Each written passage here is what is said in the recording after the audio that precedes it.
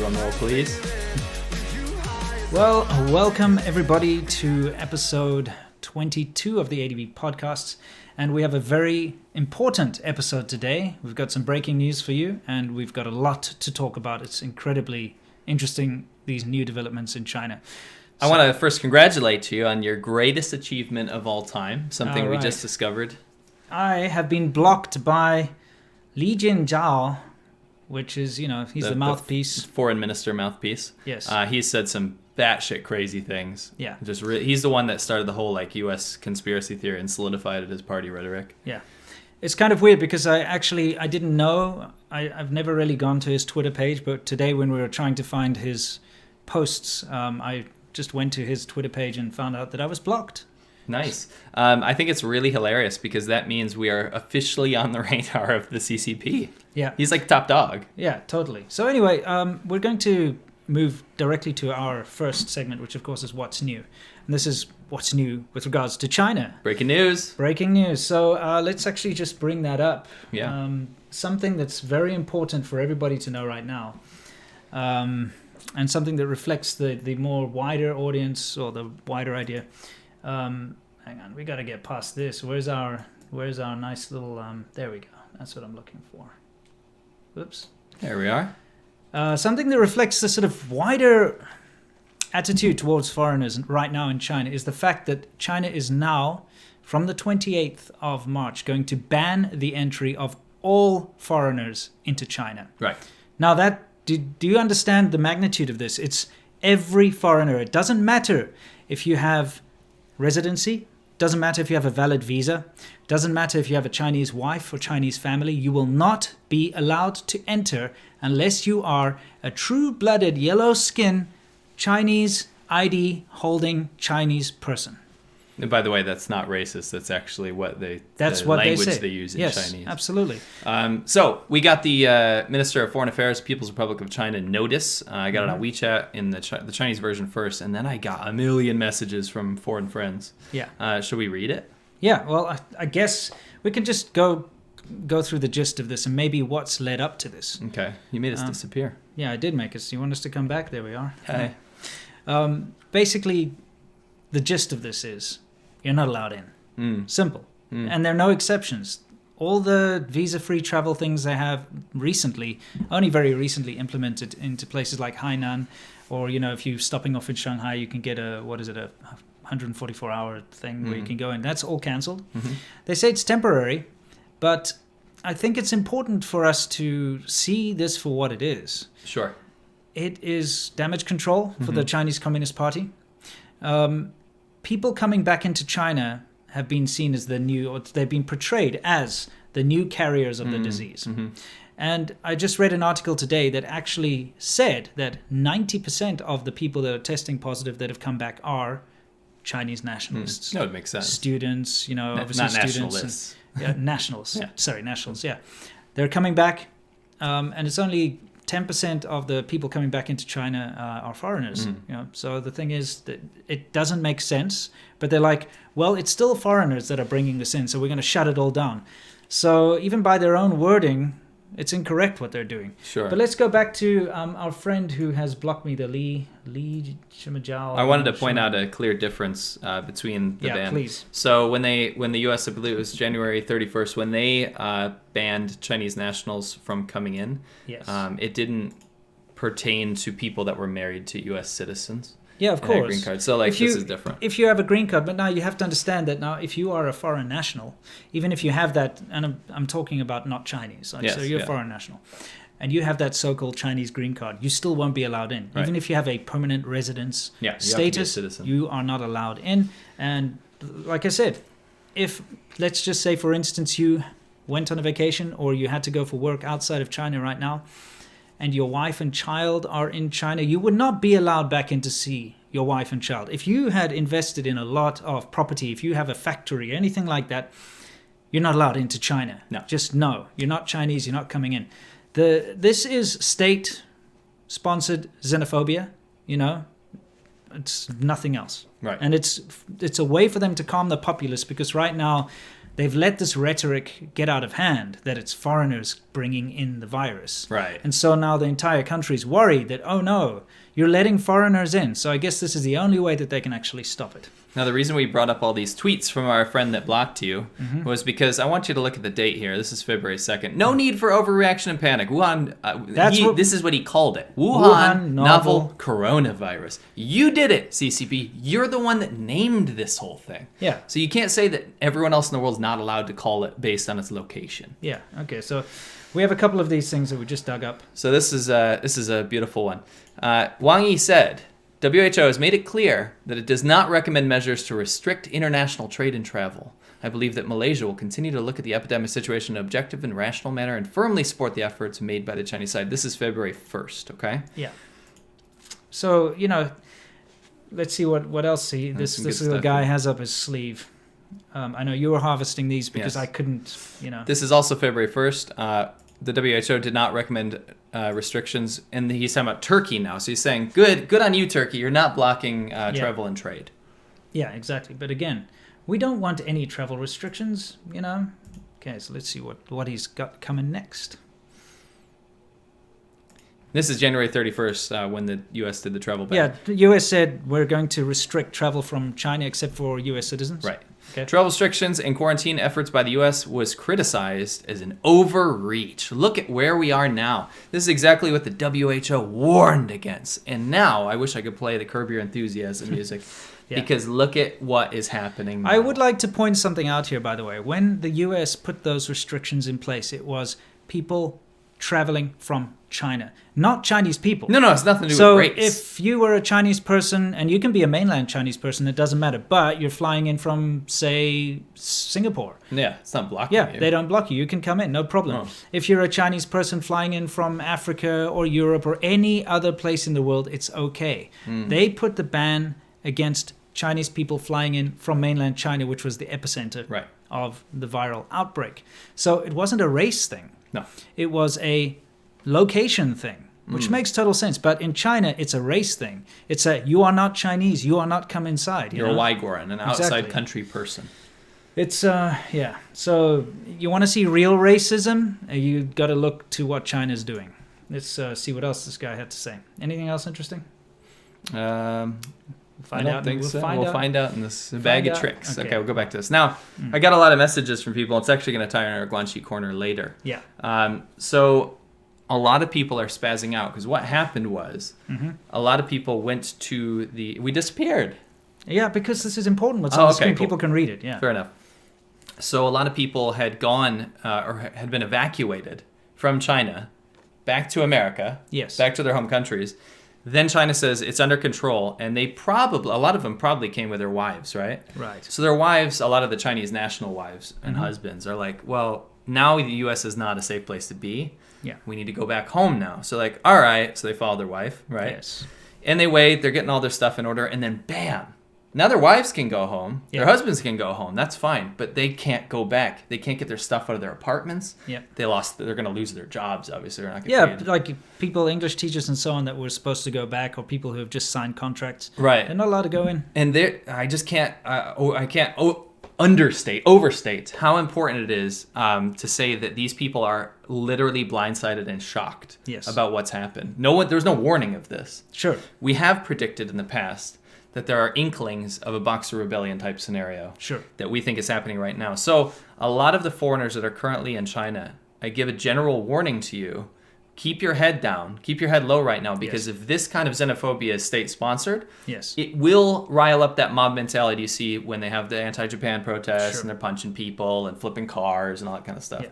Be careful. Be very careful. Just be super careful. I mean, let's read through some of these points here. Okay. This, by the way, we got this article from the Beijinger, which is a news site, one of the many that we use as a source. But anyway. And the Beijingers usually leans more towards the side of the Chinese government, so they in most of their articles. Afloat. Yeah, because they have to, otherwise they get shut down.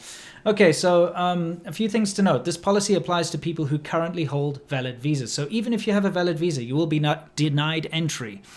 I want to again stress just how this affects everyone, because I have a subscriber from Spain who sent me a message.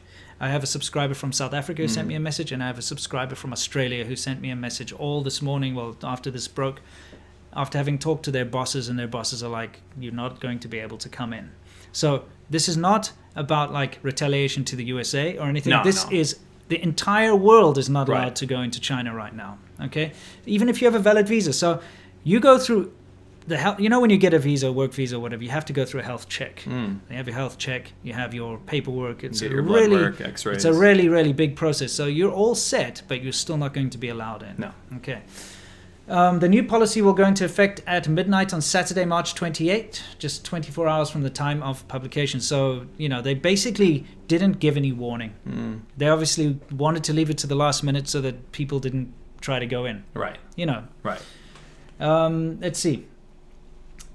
This only applies to incoming travelers. Outbound travelers will still be permitted to exit the country for now. Although outbound flights are extremely limited. Obviously, they're going to let you out, but they won't let you back in. So bear in mind, all of you guys who pop out to Hong Kong or Macau or anything like that, that's also going to be a non-return situation. So just bear that in mind. Anyway, it's a whole bunch of crap, but this is what we're facing right now, is a ban against foreigners. And the most important thing to point out is the tweets and the party rhetoric that came out about the U.S. is immoral, it's racist, you're not allowing Chinese people, which is not true at all. No. And now they go and blanket ban every foreigner in the entire world. Yeah. And the really, really interesting thing about this is not really going to play well into the narrative that foreigners are spreading the second wave of coronavirus in China. Because if they've blocked them, then they can't blame that anymore. Yeah. Unless they want to blame it that foreigners are like somehow sneaking it in or something. My theory is that they're going to start blaming the traitor Chinese that went to other countries and then came back. You know what I mean? You should have stuck it out here. Yeah, you know? Yeah, that's very possible. I mean, look, there are a couple of words that we've heard a lot of during this whole thing. I just want to pull them up here just to make sure that I'm not making a mistake here. First of all, when other countries were proposing stopping people coming from mainland China that weren't, like citizens, etc. It was called racist, uncalled for, offends the Chinese people. WHO even said it. Yeah, hurts the feelings of the Chinese people. And yet when China does something far worse, which is by much more intense, orders of magnitude worse. This is literally no one comes in. Doesn't matter. You could be like the most healthy, most, awesome person who's done the most work to help China, and you're the head of a charity that helps children. It doesn't matter who you are, you're not coming in because you're a stinking foreigner. We have to see it for what it is. And all of that crap, that rhetoric about, oh, you're hurting the feelings of the Chinese people, you're racist, it's uncalled for, that is now null and void. We can ignore that now. That has no basis in this current reality. No. Just wanted to put that out. I fully agree with you. Okay, so that's kind of what's new. Anything else you want to add to that? Because it is pretty It's very alarming. Like, I can't believe how alarming that is. Exactly. Exactly. So let's do some super chats. Okay, we'll do some super chats before we move on to, of course, our main part of the show.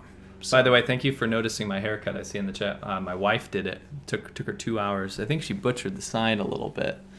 Certainly better than what it was, dude. It was better than what it was. Yeah, well, absolutely agree with you.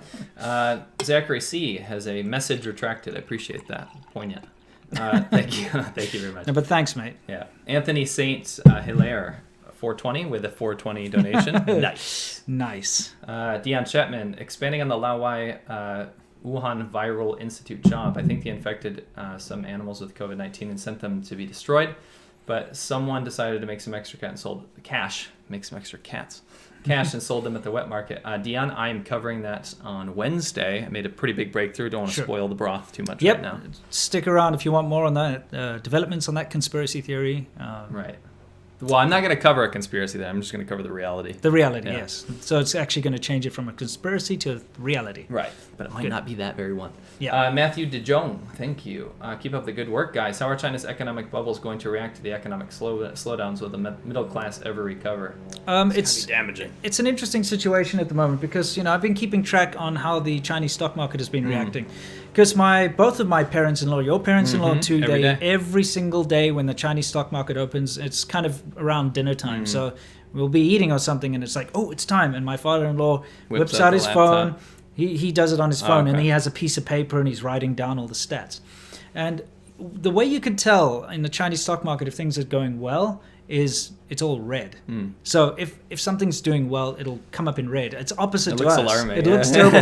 And when you see it in green, means it's bad. Right. So, a couple of weeks ago, when China kind of finally reopened its stock market, everything was green. His whole phone was green, and it was like you look at it, you're like money. They were panicking. But now every day it's all red, and it keeps going up. Because what the Chinese government is doing is, in order to stop panic, and obviously they don't want the people to lose confidence in the economy and stuff, is they're injecting massive amounts of cash right now into the stock market and into local businesses and things. It's unsustainable, but they're going to keep doing it. You're going to see massive inflation, obviously. We'll see. And, let's be fair. I think the rest of the world is going to follow suit. Oh, yeah, for sure. So, but to the level that China's doing it, it's insane. Because it's trying to preserve social order rather than actually be honest, right? Correct. So, anyway, I'll do one more and then we'll one more. Sending my support from Seattle. Weekly videos are great for self-quarantine. I feel people in the USA are seeing the CPC for what they are. I certainly hope so. And thank you for self-quarantining. It looks like around Long Beach in the greater LA area, when we've gone out for drives, people are being pretty good about it. Yeah, for social distancing. You still see people going out for jogs and walking their dogs and stuff, but when they come near each other, they kind of cross the street or it's nice to see. It is good. And also things like the people that are delivering things, they're wearing gloves and masks and stuff. Yeah, it's really good. It's good to see that. Yeah. I got a little bit of flack for teaching people how to disinfect your goods after they're delivered. I'm still going to stick to that. I think it's a good idea to use disinfectant on your delivered goods. Absolutely. Why wouldn't you? I think they think it's overkill or something. No.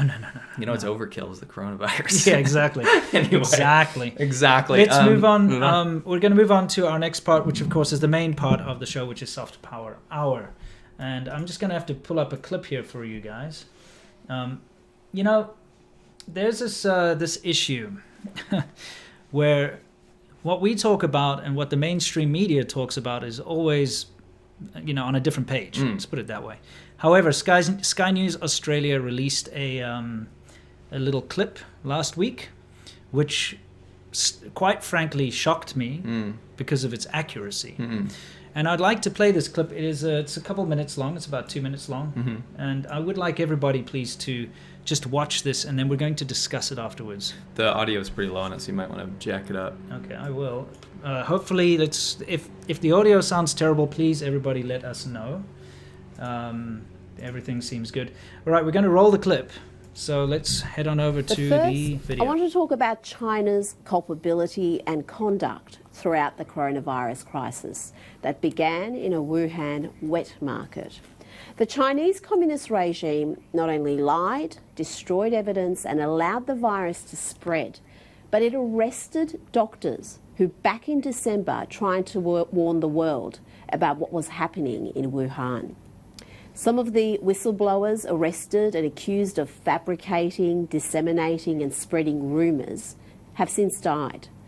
Other domestic critics, from a property tycoon to video bloggers, have vanished. China is not a regime that tolerates dissent. China's initial cover-up included destroying lab samples that established in December the cause of unexplained viral infections in the Hubei province. How many lives would have been saved if China had listened to experts instead of silencing them? A study by the University of Southampton suggests China could have prevented 95% of infections if it had implemented tough measures just 3 weeks earlier. But the regime only took decisive action to contain the virus around 4 weeks after arresting doctors and other whistleblowers. What's just as shocking is the World Health Organization's complicity in this global pandemic.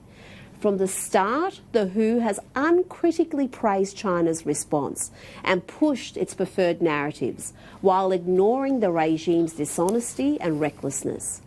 In mid-January, the World Health Organization told the world that preliminary investigations conducted by the Chinese authorities have found no clear evidence of human-to-human transmissions. It refused to declare a pandemic until March 11, and as late as February, it was parroting China in criticising travel restrictions. Don't forget that when Scott Morrison and Donald Trump implemented travel bans against China in late January, they did so against WHO advice. In fact, the WHO chief said travel bans would unnecessarily interfere with international travel and trade and could have the effect of increasing fear and stigma with little public health benefit.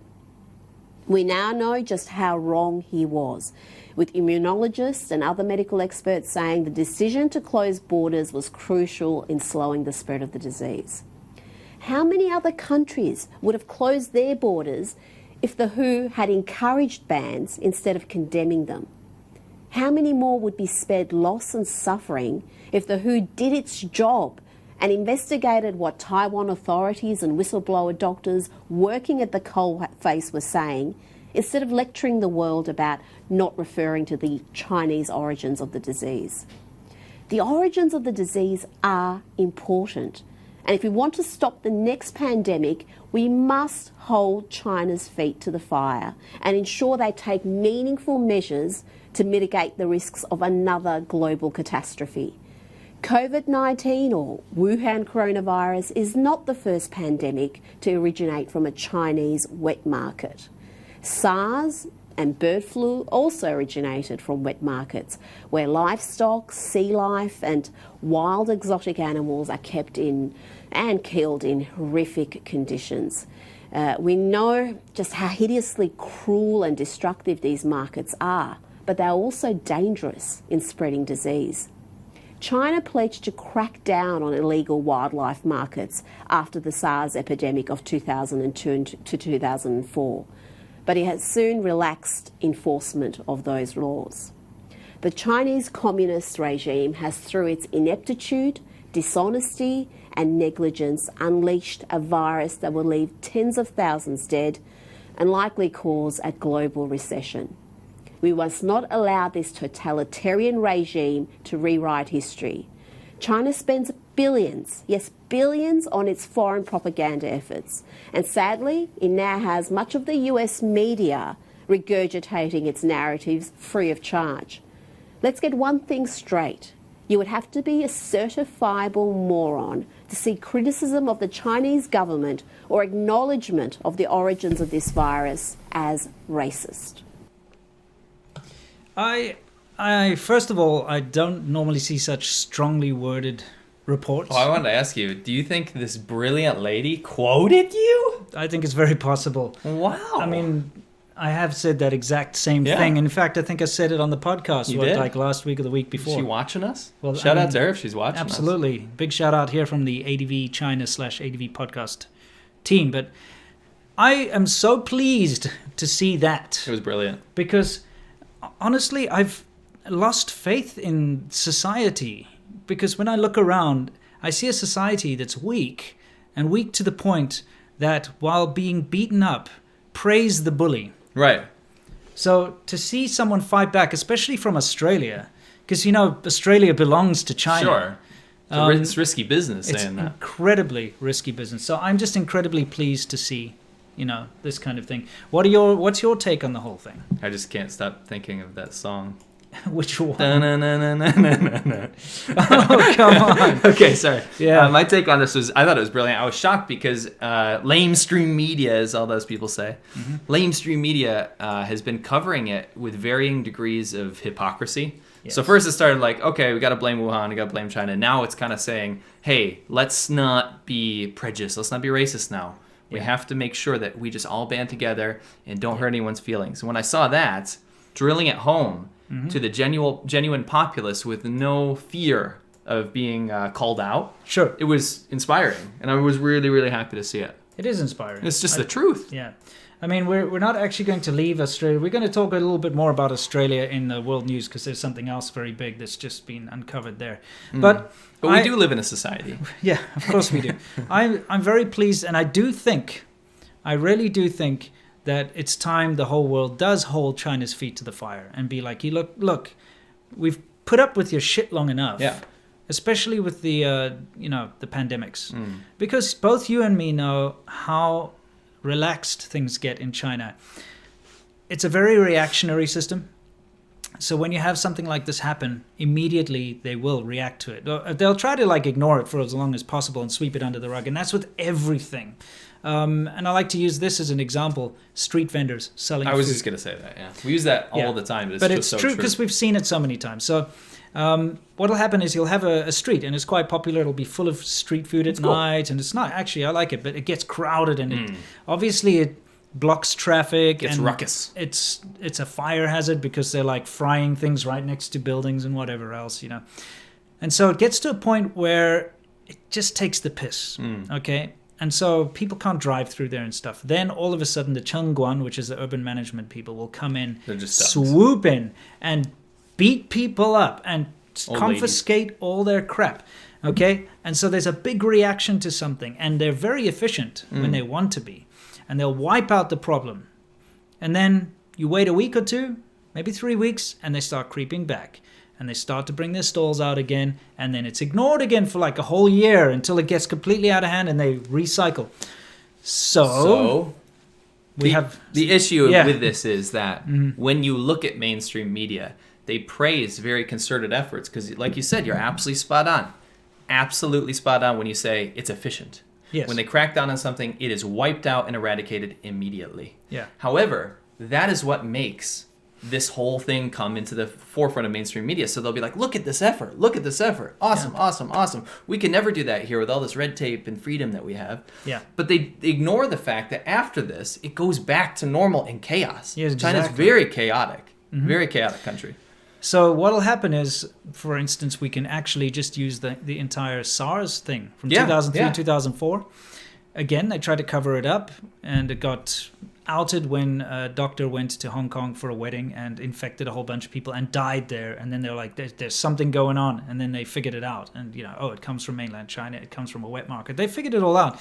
And after that, the Chinese government pledged to ban, the sale of wildlife, random wildlife. Exotic animals and so on. And that was their pledge. Guess what? It probably lasted a couple of months, and then it's back to business as usual. That's how China works. And that's why we had bats and snakes and pangolins and who knows what else being sold in the wet market where this latest pandemic has come from. Now, when you look at that ban that was supposed to happen, they just did it again. Okay, we're going to permanently ban the sale of exotic animals. Yeah. They do it. How long does it last? Well, that was in 2003, 2004, right? Mm-hmm.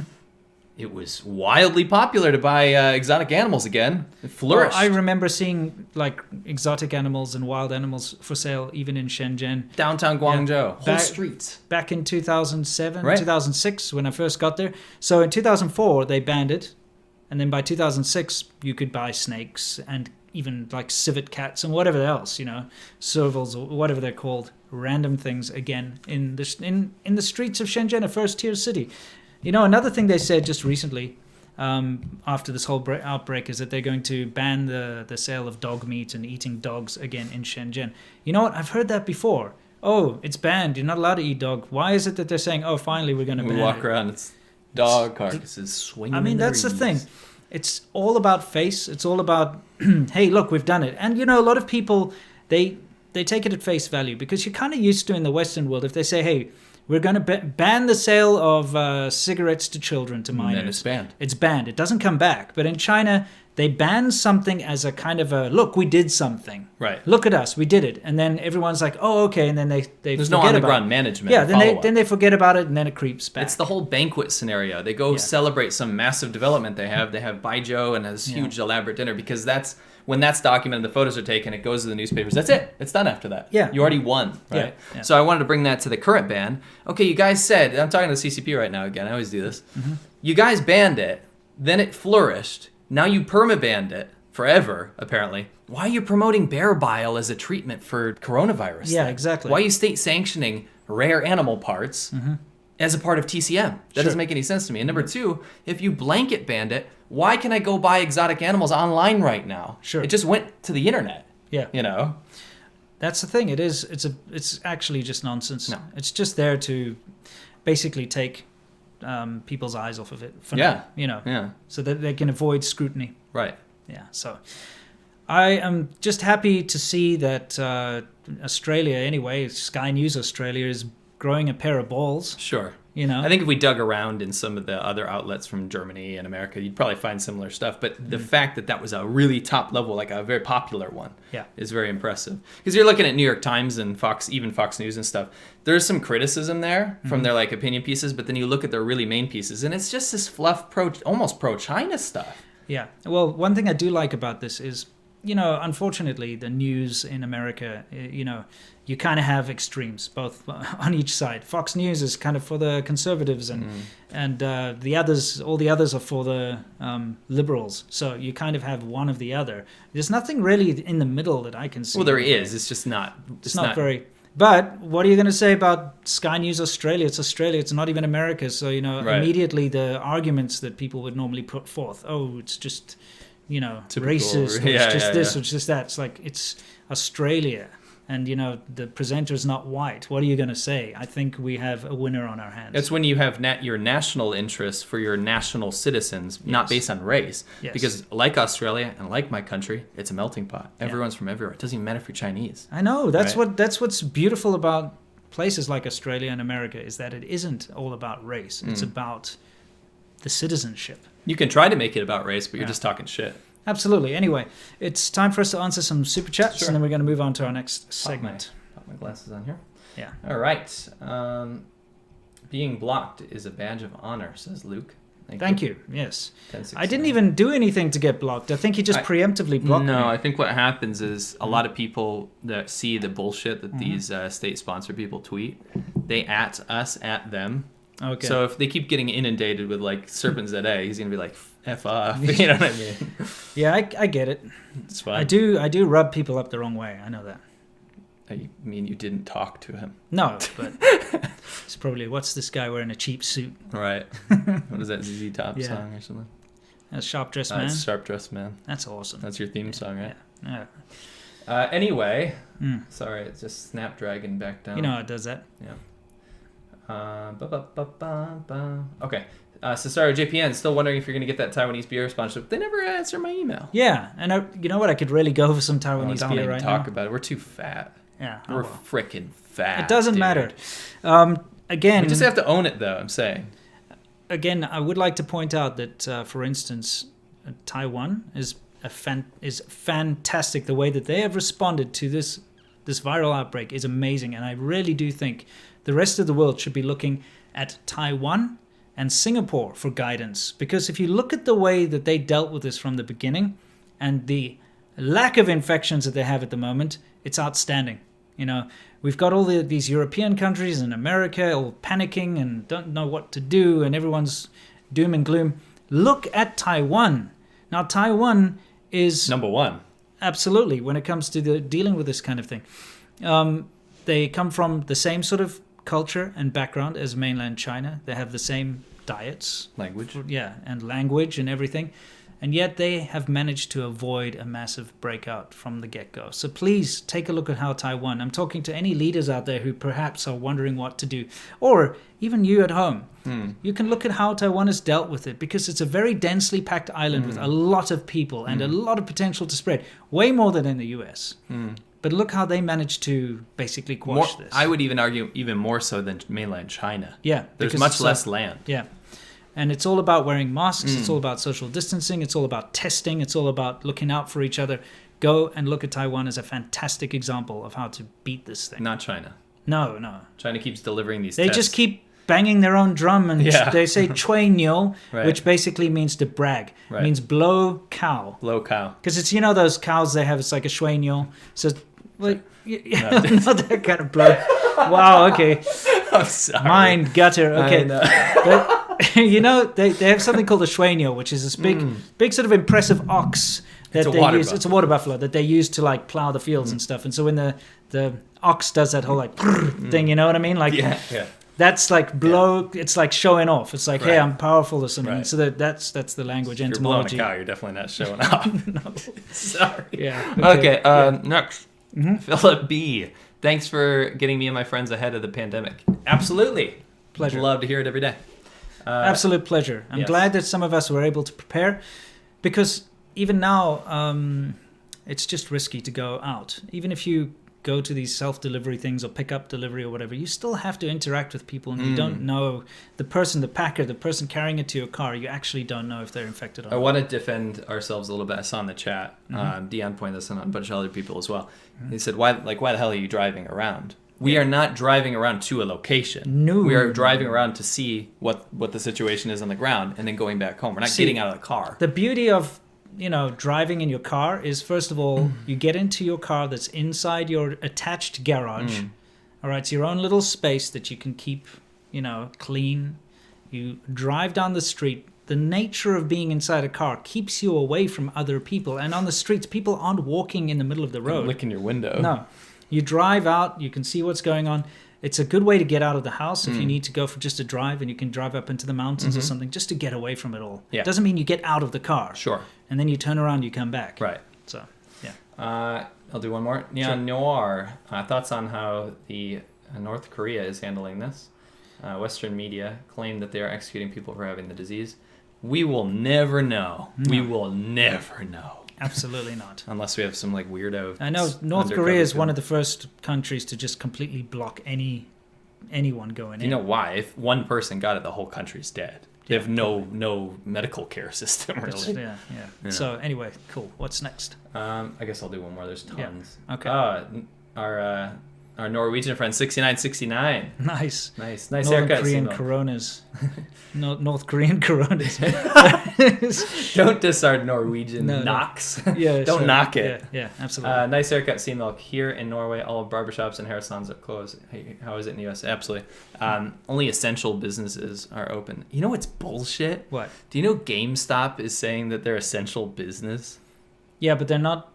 They were trying to stay open, but they're not anymore. I know, but they were open longer than other stuff that was shut down earlier. Dude, I'm sorry to say, but I think it is an essential business. Think about buy everything online. I suppose so. You know, what's the point? I hate physical copies. What if you don't have a console? You need to go emergency buy a console. Buy it online. Yeah, I suppose so. Why do you physically need to You do have a point. Anyway, let's move on to our next segment, which is actually moot. Guanxi Corner is where we talk about relationships. And the Guanxi Corner that we received this week was a guy basically asking us if it was a good idea for him to go to China because he has a contract, and he was wondering if he should take the risk to go back to China. Well, I'm sorry, you just can't now. So that kind of puts that whole segment out. Did we have any others? That was the last. I mean, that was the last one that we had. Yeah. I had another one. Oh, you do have another one. Yeah. Fantastic. Please go ahead. So this guy, he is spazzing out. I believe he was living in Beijing. I'm not going to read it. I'll just give the gist. He's living in Beijing. Yeah. And he left and went back to North Carolina. Right. Every single possession he has is still in Beijing because he thought he was going to come right back. Right. And he's like, what's your advice? What the hell do I do? Let it go. You gotta. Yeah. Frozen that. I hate to say it, but it sucks. I've been in a number of times I've had to reinvent my life. When I left South Africa in the beginning in 2006, finally to go to China, obviously all my possessions, furniture, TVs, cars, everything, I just had to let it go, and you go start a new life and you kind of build your life up. And I'll be honest with you, one of the things that I hated the most about living in China for all those years was the instability. Because you never knew what would come up next year with the new visa rules. They were changing them. They change them all the time anyway. And even if they don't change them, they might ask you to resubmit documents, and then you have to go, back to your home country or contact your home country to send you new documents. And it's a big thing, especially when you're dealing with the South African government, which is incredibly inefficient. We were having barbecue one time. Yeah. Barbecue on the street with some beers. Yeah. And I believe you had to get a replacement passport. I remember 2 months before that, I got mine within days. And you're like, are you kidding me? And you showed me this email or something. They're like, it's at least 6 months. Yeah, it took 6 months for me to get my new passport. So, when they change some kind of visa law, it would throw my life into turmoil because I don't know if, first of all, I can get all the documents in time, or if they're going to suddenly say, oh, now South Africans are no longer, because they did actually take South Africans off the list of native English speakers. Yeah. So if you were teaching English, you would not be able to get your new, work visa and things like that. For teaching. For teaching at one point. And all this kind of crap. So I was never allowed to, or I never allowed myself to buy anything big, like a nice big 4K TV, which I always wanted my entire time there. I had to just keep a small crappy one because I knew what happens if tomorrow, next month, or at the end of the year, I can't stay. I can't take any of the stuff with me. No. Is that why you always had shitty stuff? Yeah. And no, seriously. And that's why I drove that cheap little Chinese car. Yeah, that's true. I had the option to buy something fancier or more expensive, but why? Because just like what's happened now, I can't go back to get my car. No. I can't go back to get my stuff. It's just there, and it now will go back from whence it came. Back to the soil. Back to the soil of China. Back to the elements. Leak that car battery into that soil. Basically all the e-bikes, all the motorbikes, everything. Think about it. Our bikes. Everything we have is still there. Still there, but we can't access it. So what's the point? So if that's you with all your possessions in Beijing, I think it's time for you to just let it go. And they say the whole ban of foreigners is temporary. But let's be honest, it's not going to be a short amount of temporary because the whole reason they're doing this is they say it's unsafe for Chinese citizens to allow foreigners back in. I wish I had some tinfoil because I want to put a hat on. Yeah. Just to preface this, I think this is the start of something much bigger. Yeah, very almost like testing the waters to see what they can do with less foreigners in China. Yeah, I mean, they kicked out the foreign journalists, they're not allowing foreigners in. What's funny is they tested that huge thing for public opinion where they're like, they leaked this document and they're like, we want to invite all these people from Latin America, from Eastern Europe, from Africa. Yeah. We don't want Western countries. Sure. We want them to coax them in here. We want them to get married and stay. And then the public went crazy. Remember we talked about that? Yeah. They went absolutely crazy. Saw a lot of racism and xenophobia in the comments. But they had to actually pull that down because people got too mad. Sure. It's funny that they're doing this full foreigner ban right after they tested that out. It seems short-sighted. I mean, either way, the whole reason that they're banning foreigners is they don't want the disease to spread. So I feel like that's what they say. I feel like the only time that they're going to lift that ban is when there's no trace of the disease the virus anywhere around the world. And that could take months and months and months, if not a year. Right. So bear in mind, if your stuff is stuck there, you might be stuck out of China for up to a year. Who knows? Maybe forever. Maybe forever. Stay a while. Stay forever. You know what my advice to him is? While you're getting over your loss of possessions, just enjoy being back home for a little while. Get out in nature, obviously social distance. Get out in nature, go on a hike or something. Feel free. Breathe that air. All that stuff that you don't have in Beijing. Beijing is polluted as hell, dude. Yeah. Breathe that fresh air. It's just nice. Don't breathe in virus shells. Don't go up to somebody and start licking them. Yeah. You'll be fine. Yeah, be safe, but yes. Okay. Buckle up. All right. Go to GameStop, get yourself a console. Maybe. Stop. Okay, all right. Screw you, GameStop. Immoral. The poor people working there. Well, not anymore. No, I mean at that time. Yeah, that was awful. Yeah. Freaking GameStop. All right. I you know why I'm not to dwell on this. You know why I'm so pissed off at GameStop? Why? Because back when I was short on cash and I needed to pay gas money and stuff. When you first get a car, you don't have money for gas. Sure. Right. So you go through all your games and you're like, I gotta sell them, but you sell them to GameStop and they give you 1% of what they're worth. Yeah, sure, $5 for a $60 game. Yeah. Anyway. Mel Aikwim says Nigerians are being hateful towards Chinese at the moment. Look, Africa and China have a very contentious relationship, and I think that we're going to see a lot of backlash because of the way Africa's been exploited by China.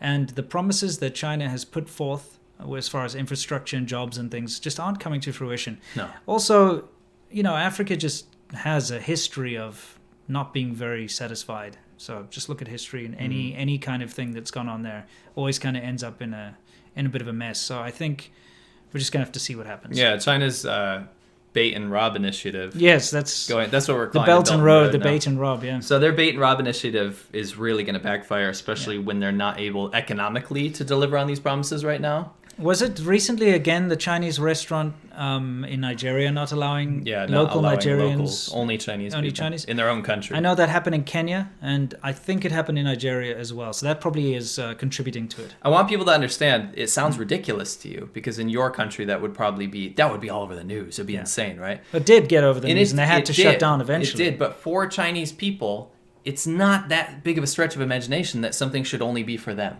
You know what I mean? You know what I found was quite, I guess, ironic was in Canada. a restaurant had to apologize for putting up a sign saying no Chinese allowed. And the restaurant was a Chinese restaurant run by Chinese people. They were mainlanders too. Yeah, mainland Chinese. They were the ones put up the sign, no Chinese allowed, because they were worried about the, But did you see when the news, because you know how in a lot of Western news, they won't actually describe the perpetrator? Sure. So when they put that out, like all these people were going apeshit, and rightfully so. I mean, it's pretty annoying. It's horrible. Yeah, it's horrible. Yeah. But then when that came out, like everyone just shut up. Yeah, then it was like, whoops. Yeah, anyway, it's kind of funny. Ralph says Ralph. Okay. Thank you, Ralph. By the way, everybody, my Friday video, which I've just finished editing before we did this live stream, is up on my Patreon if anyone would like to watch it. And it's a very big one for me to put out. It's called Is China the Most Racist Country in the World? And of course, it'll be released for everyone else tomorrow morning at 10 a.m. Pacific time.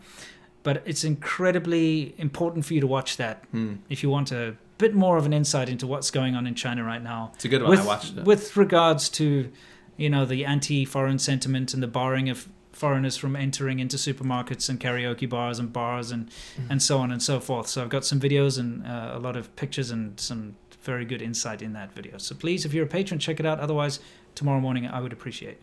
Yeah. Christina Youngren says, some of the Twitterati are saying that the phrase wet market is racist because it means non-Westerners are dirty. Isn't wet market the name given by Chinese? Yes! Yeah, it's from Chinese. Yes, 市场. It's a 市场. Yes, it is a Chinese word. So if someone's claiming racist, you're racist because you don't even bother to look at the Chinese. Yeah, because you can't even speak the language. You dumbass. That's why a lot of this stuff goes... Thanks, Christina. Like the thing in Kenya or whatever with the restaurants. The reason why a lot of it kind of goes unnoticed is because of the language barrier. Huge. So you can have a massive sign up in Chinese that says, Burang Waiguren Jinchu or something, and people will just see a bunch of Chinese characters and they're like, oh, what a quaint little restaurant. They don't see the blatant out there, you are not allowed in here because you're a foreigner. Look at these beautiful moon rooms. Yeah, I wonder what they mean. Anyway, yeah.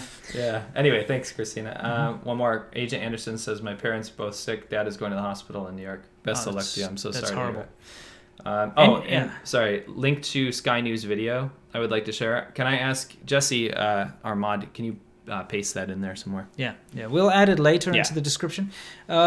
We should move on to our next thing, which is Worldview, everybody, where we talk about everything in the world, but specifically related to China. And this is, again, going to take us all the way back to Australia. You love Australia. This has just made big news in Australia. It is big. What you're seeing here is a group of employees for a real estate company in Australia showing off all the medical supplies that they have bought up in and around Australia.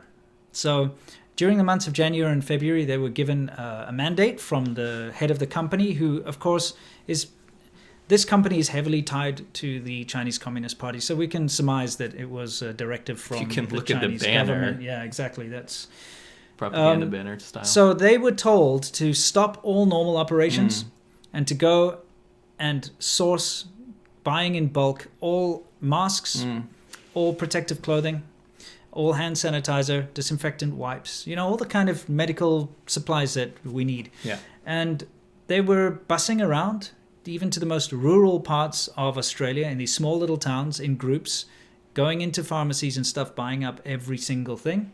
And it turns out that they shipped, and they're very proud of it, they shipped 3 million face masks, a whole bunch of whatever, all the crap that they could get their hands on. And I would like to talk about this for a minute, because this is where the lines get a bit blurry. Because, in a capitalist society, who are you to say you're not allowed to buy things, right? Mm-hmm. But it's illegal, the way they do things, the way things are shipped out. They put it on their own private plane, company plane, and shipped it back to Wuhan, and so on. Now, I'm all for people sending aid and looking after. Of course, if you have friends and family, people you care about that are in a situation and they need That's what we did for supplies, Chinese people. Of course, you send them. But the way this works is they strip the shelves. They fleece the different countries that have these things of everything. They take everything and leave nothing behind. Right.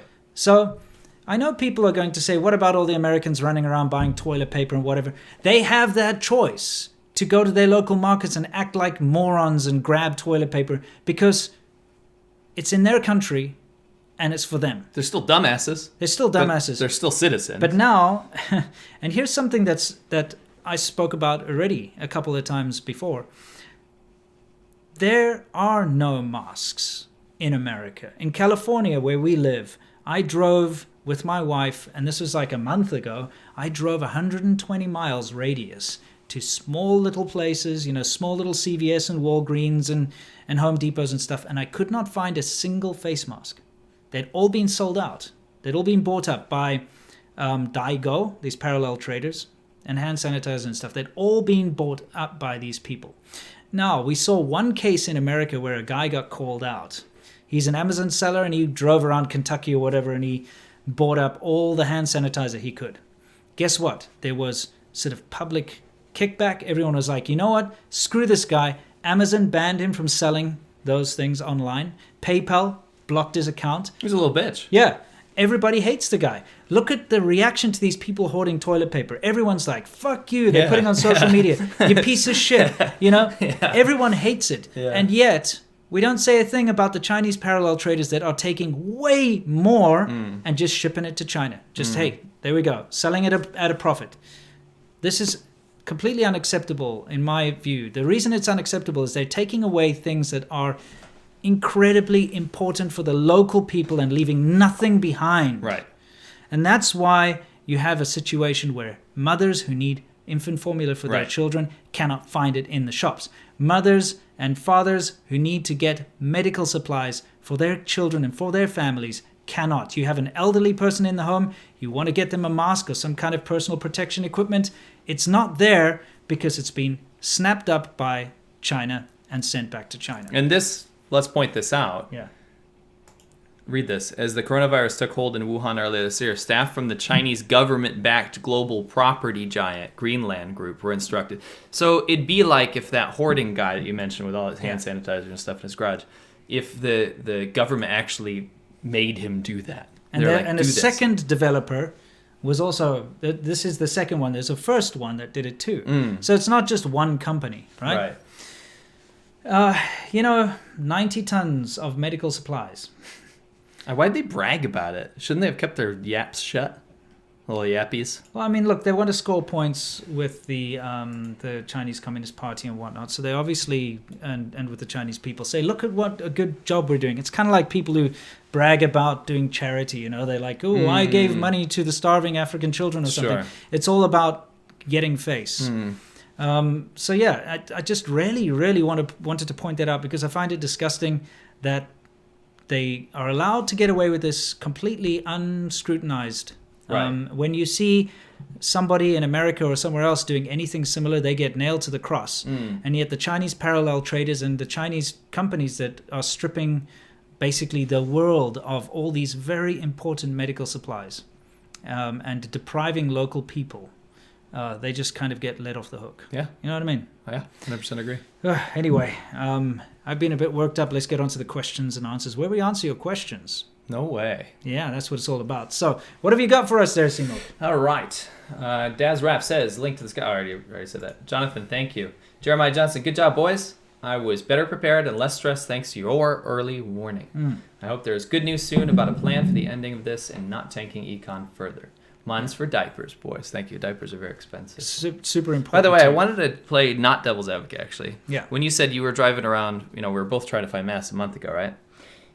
When you're driving around and you couldn't find any, my point is that even if they're on the shelves now, like let's say they replenish their supply, it's too late. You don't want to go out there to buy them. Sure. Right? There's no you're going to put yourself at risk. So it's too late for that. Well, the thing is, because there's still such a thriving industry for resale of masks, they're not on the shelves. No. Because what's happening is, at least the places I went to, they would say, we're supposed to get new ones in on Wednesday, but they're already sold out before they even hit the shelves. So you've got people that are queuing outside the door at like 5 a.m. That's fucked up too, because everyone's could be spreading it to each other. Sure. But I'm saying the parallel traders are the ones who are sitting there. And in fact, even when we were looking around, and it's just, you can't make this crap up. I drove to I can't even remember the place, but it's like a mountain town. It's in the middle of nowhere, right? Literally a redneck place, a couple of hicks hanging around. Monster trucks. Yeah, exactly. No, really. Exactly. There is monster trucks. A monster truck there. That's amazing. It's some kind of like, it's the advert for like a mechanic place. But you're in the middle of like nowhere. It's a tiny little place. We pull up at the only like CVS that's in there. And in the parking lot, there was a minivan with Chinese people speaking Chinese. So they're Chinese people. And they were busy counting all the things that they just bought. And we went in and there was nothing. Okay? They are literally driving around, these parallel traders, because that's their job. People seem to think that I have a kind of a problem with these guys. I do have a problem with them. But it's people that are on student visas and tourist visas, and it's their job. They're working. What they do is they drive around and buy essential things that China lacks, or things that they know they can sell in China at a profit. And that's what they do. So they see this is a great opportunity. So they're very motivated, and they go and buy everything. They will spend the whole day while you're at work doing your 9-to-5 job. That's what they're doing 9-to-5. Right. This isn't like a new thing. So like when I was in Japan, I saw a bunch of students, student visa Chinese girls, wiping the shelves out of makeup and beauty products because they can make money, and that's whatever. They go to that Don Quixote. Yeah, Don Quixote. Literally saw a woman, there was like lipstick, she had a bag, just all in there. Every single last one. I saw some like Chinese boomers get into altercations with the staff because they don't speak the same language, obviously. Sure. And the Japanese man that was staff at the place, he's speaking English, but these like potbelly dude, cigarette dude. Yeah. He's like screaming, and they're pushing him out of the shop because they were trying to buy everything. Right. Nothing for locals, and I believe that was milk powder. Right. So anyway, that's the thing. I'm really disgusted by this whole situation. And guess what? Now we can't buy masks and we can't buy what we need because they're all in China right now. Thankfully, we prepared early. Yeah. Rand Nors says, love your broadcast. All 3 channels. Keep it up. Stay healthy. Thanks. Very generous. Appreciate it. Beyond the Pale. Stay awesome with the double exclamation point. Thank you. Henry Walker. Salvini for PM of Italy. Fraser Anning for Australian Prime Minister. I'm sorry. I don't know who those people are. Neither do I. I'm sorry, but I'll look into it. Carport Carl. Thank you. Laser. Oh, you stupid. We're not talking to you, Laser. No. This the chat thing. Yeah. Laser, you're not stupid. The U.S. government is taking heat for calling this the Chinese virus, ignoring the U.S. government's motivation. How much do you think Beijing is fanning the flames of the backlash? I mean, it's all made. This whole backlash was created in China. I mean, you saw yourself the official tweets from the Chinese spokespeople calling it the Wuhan coronavirus, novel coronavirus. Calling it the Chinese virus is maybe a little bit on the nose, but we should have stuck with the original name that the CCP created, the Wuhan coronavirus. That's what it is. I call it the Wuhan virus. Yeah. Because what's wrong with that? Yeah. You can't invent something, right? You can't go, oh, my name's Matt, right? And then someone's like, hi, Matt. I'm like, call me C-Milk. What's wrong with you? Sure. It's bullshit. Yeah. Tommy Free. Hi, Winston. Have a beer on me. Thank met you in San Francisco during a sub-dinner meetup. That's nice. Mr. N. Fantastic. Right. Salutes to your work and C-Milk. Thank you. I remember. Now, we went to the Ripley's Believe It or Not museum. On top of that, the Applebee's. I was doing Applebee's for all my sub meetups. So it was fantastic. Yeah. Dion Chapman. I sent more to Lao 86 via Facebook with more Sky News stuff. Cool. Caged Lady. That's a very apt name. Hashtag relevant username. Sure. Stay awesome. No more political correct speech. You've saved a lot of lives. Thank you. Yeah, it's really enough is enough. I won't read the next one, but it's just hilarious. Yeah. I don't agree with it, but if you saw the original video, it's funny. It's funny. Gemini is 48. In New Zealand, we're not allowed to drive out of our area to go for a walk in the country or the beach. Must stay local. Don't understand why a car is your bubble. Yeah. Yeah. I mean, look, they're taking extra precautions, which is good. And you don't want to be putting anyone at risk. No. So it is fundamentally against Western democracy to restrict movement. I know, but But yeah, I understand. I do appreciate the fact that people are self-isolating. Yeah. Riftbla00, being married to Chinese became challenging? Hashtag me too. No. Not, that's the thing. China and its stupid policies, we're talking about the government, doesn't reflect on the Chinese people themselves. So, for instance, we both love our Chinese wives and we get along well with our Chinese wives. And, it's a person-to-person thing. We're not governments, No, I fleece when I look in the mirror. Yeah. Andrew. I read some articles that say China might have an advantage economically since they're coming out of the pandemic first. Thoughts? Stuff to say. I'm still claiming second outbreak. Sure. And I think the damage to the economy is probably way worse than we'll ever know.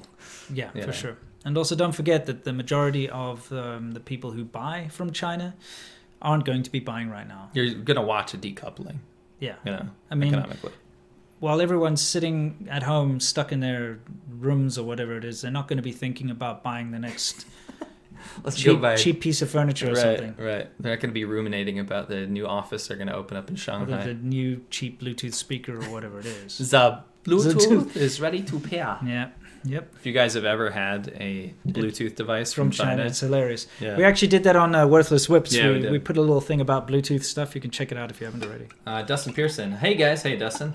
Finally back after 2 months. Your contribution to everyone is huge, and you are two of the few giving a balanced, true view of everything. Everyone support them on Patreon. Thank you for giving us the news we don't get. Thanks, Dustin. It's good to see you back. Yeah. And thanks for coming to our premiere. Yeah. For Conquering Northern China when we had it in LA. And the sub meetup. Yep. Mark Jackson. Love your stuff. Is it true that Chinese are averse to number 4? Yes. And April 4th is kind of celebrated like Friday the 13th. You guys should do a show celebrating it, if so. And thank you for your 4444. Absolutely. You don't even get fourth floors in Guangdong. Actually, in most of China. Sure. If you go in an elevator, you'll see 1, 2, 3, A. 3A. B, 3A. And then 5, 6, 7, 8, 9, 10. Yeah. And the funny thing is the reason that is, if you guys don't know your Chinese numbers, is the number 4 sounds like death, which is as well. Yeah. Exactly. Yeah. Matthew Nugent with $20. Thank you. Julian here. Whoa, my goodness gracious. Sorry. Keep at it. I run a snow bike dual sport rental company in Northern BC, Canada. Love to have you guys out when life stabilizes. Google us. We're called BC Snow and Dirt. Fantastic. Sounds like fun. Thank you. Absolutely. Thank you very much. Green Veggie Machine. Hope these dollars help. I've been torn between China or Japan for a place to move or work, but I think this pandemic is a deciding factor. You wouldn't be able to go to China anyway. Yeah. Look, honestly, I have to say something. A lot of people are going to say, because, when I was in Japan, you notice if you go to some certain areas, little bars and little clubs and stuff will say no foreigners allowed on that, right? And it sucks. But in general, you find a very polite society, and it's much more accepting. For instance, I know people who actually are proper Japanese permanent residents who are married there. You can get citizenship. Yeah, and you can't do that in China. So there's a proper path.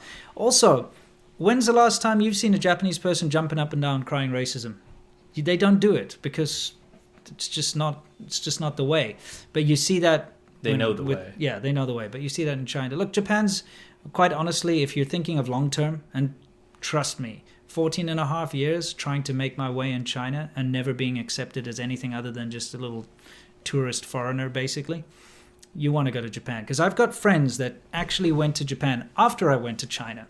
One of my friends, Dark, who is in some of my videos, I think he moved to Japan something like 4 years after I'd moved to China. He now has permanent residence there. He's got a Japanese passport. He's got a Japanese wife.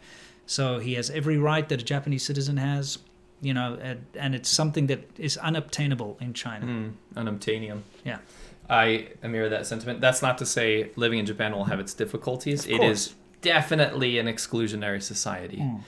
But in a different way than China. Whoops, sorry. No one's gonna be a dick to your face. No. And the framework is there to become normal. Yeah. Jill Sandwich, thank you both so much. Sorry if it's not much. It doesn't matter, Jill. We appreciate it. Absolutely. Every little piece of anything that you guys have thrown our way is absolutely appreciated. Thank you. L.E. Munoz, NTD News reported that 21 million cell phone accounts were closed in China these past few months. Thoughts? Someone didn't watch my video. Go watch C-Milk Lau 86's video yesterday. He spoke about that. Yeah. The whole video is about it. L.F. Whitworth, I work for a distributor of cleaning and office supplies. There were days when the only calls we had were for masks and sanitizer. Makes sense. Makes total sense. Trumpelstiltskin, my man. It's called the China virus. Okay, for China. Yeah, I'm going to call it Wuhan coronavirus. Yeah, I think Wuhan virus is more correct. But look, if you want to call it the China virus or the Chinese virus, we're talking about the nation, not the people. Yeah, that's kind of where I draw the line. I agree. China as a nation, like the actual country, we can say. But I wouldn't say, it's the Wuhan coronavirus. But if I'm going to call it the Chinese virus, it doesn't mean China, like as in there's a Chinese person, he has the virus. I mean, it comes from the country China, you know? And you got to draw that line. And I'm going to put this out here. And we've spoken about this before. But Chinese people from mainland China call themselves 中国人. And that means you are a mainland Chinese citizen. However, Chinese people... Sorry. Yeah. What? Just you sound like the Trump voice. Chinese people, ethnically Chinese people, are called Huaren, and that includes any one of a Chinese ethnicity. So Singaporeans, Hong Kongese people, Taiwanese people, etc., etc. And that's the differentiator here, is that if you say the Chinese virus, you're not saying the Huaren virus, you're saying the 中国 virus, not 中国人, just 中国 virus. The Middle Kingdom virus. Right. Okay. Hope we cleared that up. Yes. But it's the Wuhan coronavirus. Yeah, Wuhan coronavirus. Rubik's Ninja. You indirectly saved me. I'm not rich. I sold all my stocks before the crash. Was able to buy a house before the landlord kicked us out due to C-19. Oh, wow. Lucky. Fantastic. And that's awesome. Sadaz, I don't even know what currency this is. This is a new one. With your history of documentaries, have you thought about making a new one? The current situation, misinformation in China. That's an interesting thought. Yeah, we might do so. Yeah, we'll have to. We're quite busy with like 8 billion channels that we run, but yeah. I think we've bitten off too much, but whatever. Yes. We'll manage. Thank you. Literally and figuratively. Mike Huter, thank you. Appreciate it, Mike. Great show and videos this week, guys. Thank you so much, Mike. Yeah, Janine, can I get some advices for the stock market? I started investing in oil stock due to cheapest oil price. We are not investors. And we're the first people to say that we are not investors. Sorry. I'm going to tell you at least my own story. Is I went to the bank here and, you know, when you have a bank account in America, you get phone calls from like these bank investor manager guys. And they're like, come in, let's talk about your wealth portfolio or whatever. Right. And you're like, I'm like, what are you talking about? I got like just a pittance of money in there or whatever. Tuppence of change. And he's like, and they sit you down and like, yes, you know, we can invest your money in these like low risk stocks and all this. And I actually said to him, listen, I was in China when the big stock market crash happened back in whatever it was, 2015 or something, 14. I can't remember even now. It was a long time ago. And I said, look, I don't play the stock market because to me it's like gambling. You never really know what's going to happen. You could lose it all. And I've seen it happen. He's like, no, it's not like that. These low risk things, we can make your money work for you, all that kind of crap. Anyway, after the stock market recently crashed, I went back into the bank so I could deposit a check. And the guy was there and, you know, the same manager. And I was just talking to him and I was like, how's it going with the stock market? He's like, well, the phones are off the hook. You know, people are saying like, what's wrong with what's happening with my investment? And I said, yeah, well, you know, it's kind of what I was talking about. It's like, no. You see, if you're smart, you'll think about how you can make your money work for you. So his commission's like in the toilet. Yeah, you can buy now when the stocks are low, and you know then it's going to work for you and it's going to get better. It's definitely coming back and stuff. And I don't know, man. Like stock market, it is gambling. You may as well just go to Vegas and throw your chips down. You know, that's how I feel. I know many people disagree with me. I politely disagree. It's how the world economy works, but if it's up to you whether you want to play with that or not, and I personally don't. Yeah. You know something will make you cry. Someone sent me what the gas prices in Oklahoma are. It's 99 cents a gallon. That's crazy. I know, because here in California we pay like $4 a gallon. Yeah, I know it's gone down. It's 2 something now. Yeah, it's now. That's a treat for us. Yeah, it's Arizona prices. Not like we can go out and use it though. This is very true. Yeah, let's have a gas party. Yeah, exactly. Redonk. It's been fun cooking at home a lot. Also, bonus points for cooking with what's on hand and being creative. Good for everyone. Yeah, I agree. I've been doing it every day after work, whipping up stuff. Yeah, I remember when I was in South Africa and I was poor and I used to just, all I had was toast. You told me this story. This is so depressing. I had bread, I had butter, and I had like a spice rack. Because, you know, during the good months, you'll go buy like different spices. But, you know, just like spice. Yes. So I'd cook toast, and then you'd put butter, and it melts, and then you'd like add a random spice. So you could have different spiced toast. What was your favorite? Aromat. Do you know Aromat? Yeah, I don't know why you'd like that. I don't toast. Actually. Oh. Yeah, it was Aromat in melted butter on toast. Oh, okay. Yeah, it's pretty good. I guess you probably start with the good. I'm sorry, this is really sad. You probably start with the good stuff, like garlic powder or something, garlic salt, seasoned salt, right?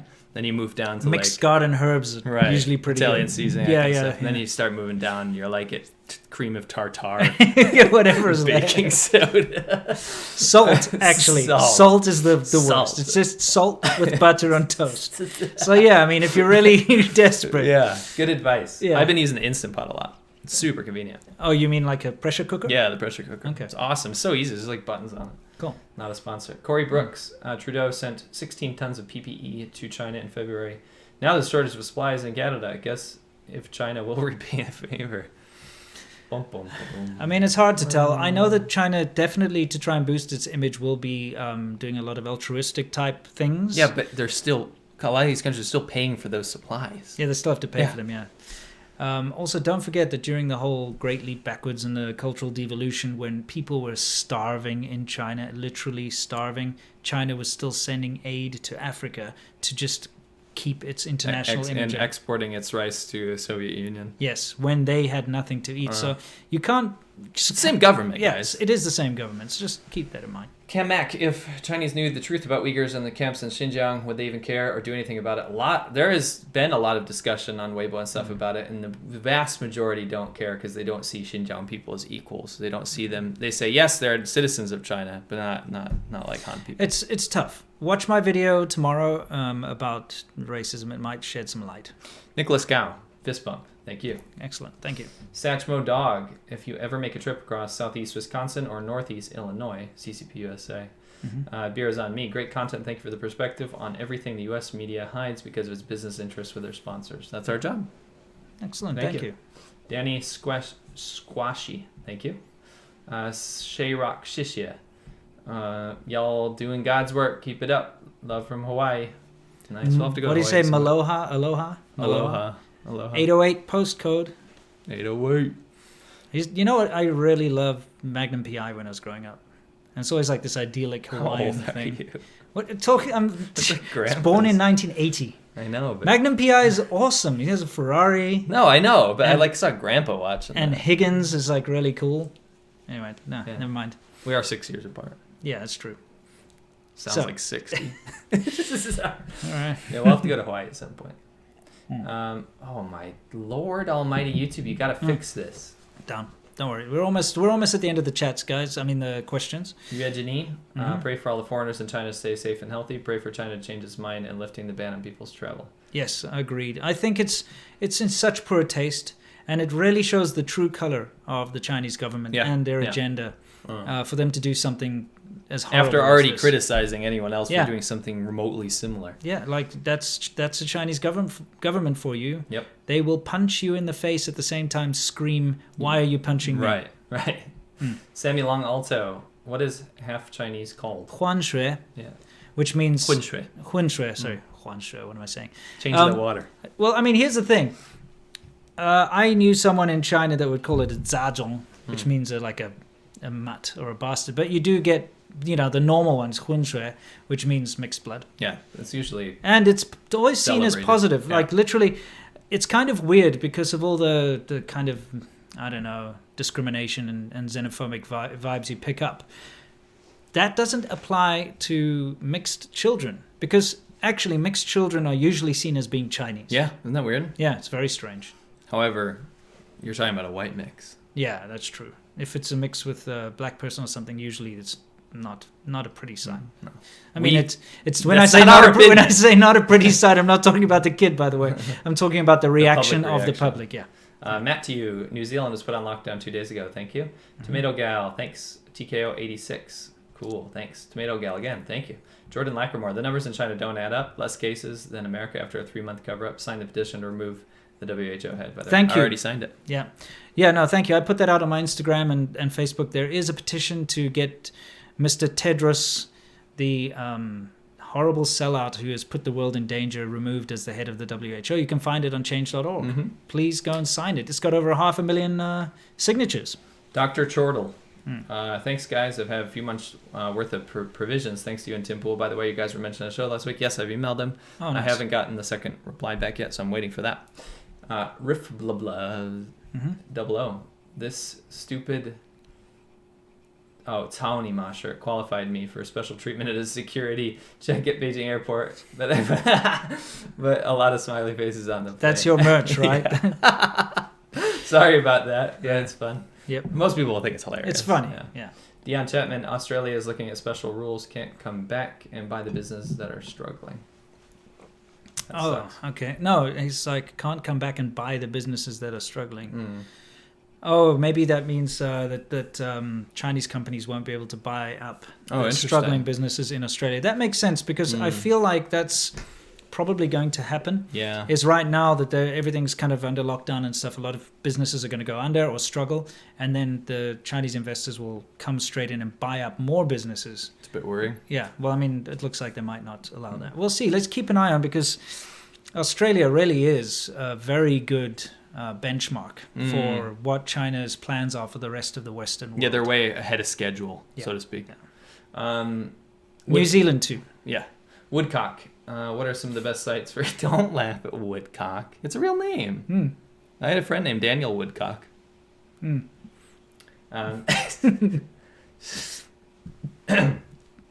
What are some of the best sites for teaching English?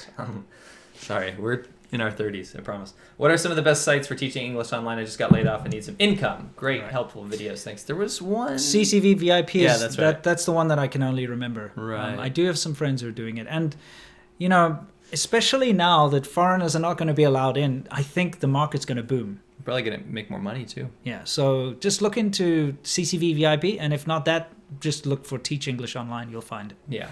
Yeah. I'm sorry, we can't give you more. And sorry for having to laugh at your name, but it's good. You've lightened our day. Yes. I used to work with a guy. It would be a terrible ailment. I used to work with a guy whose surname it's spelled Hoare, but it's pronounced Hor. One of my best friends in China, his last name was Hor. And I always asked him, like, wouldn't you want to just change that? Like, because when you introduce yourself, you get to choose how people pronounce your surname. I'd be like Huare or something, you know? Yes. But he was like, I'm Mr. Hor. And you're like, okay, how's Mrs. Hor? It was just funny to hear. And the little horse. You know what I mean? Come here, you wee little horse. Anyway, a wee bird. Anyway, sorry. We've been anyway. When I would hear him go into his classroom, all the little kids, Mr. Hor, and it's just like, oh my god. Anyway, sorry. He owned it then. Okay. Rascal Boy, keep exposing the CCP. We will do until they murder us. Kenneth Chalupa. Don't give them that idea. Like they can't figure that out. Exactly.